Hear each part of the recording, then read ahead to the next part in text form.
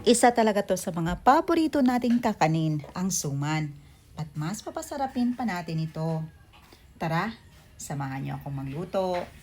Sa recipe ito, gagamit tayo dito ng sweet corn.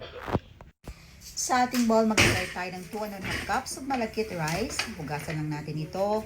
Wash 3 to 4 times. Pagkatapos, ready na natin ating paglulutuan. Gagamit tayo dito ng 3 cups of coconut milk or 3 packs of kukumama.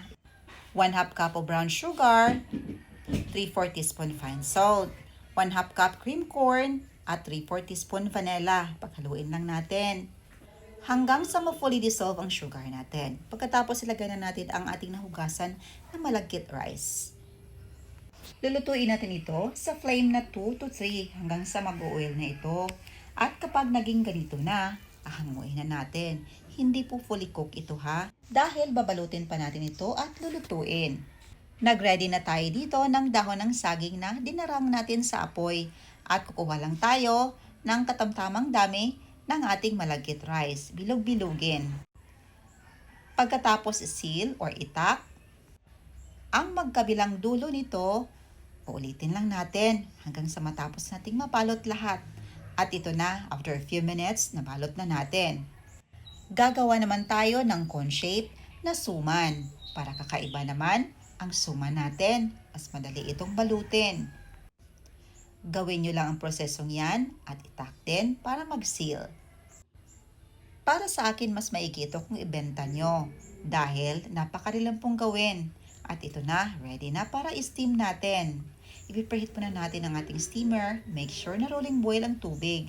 Pagkatapos, isalang na natin. At take note, pwede itong lutuin direkta sa kawali. Of course, may tubig at ating lulutuin. Steam for 45 minutes sa flame na 2 to 3. And after 45 minutes, ito na, luto na. Napakabango, napakasarap ng ating suman. Tiyak na magugustuhan nyo ang recipe na ito dahil kakaiba po sa suman na nakasanayan nyo. At ito na po ang ating cone shape na suman. Syempre, tikman na natin. Ang sarap nitong kaining mainit at ipares sa mangga na hinog. Napakasarap po ng suman na ito at kakaiba dahil may sweet corn. Other option, pwede din kayo maglagay dito ng paborito nyong prutas, gaya ng pineapple, mangga, or buko.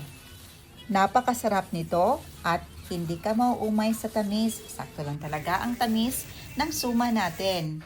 Ayan lang po. Salamat sa iyong panonood. See you in my next vlog. God bless you all and stay safe everyone.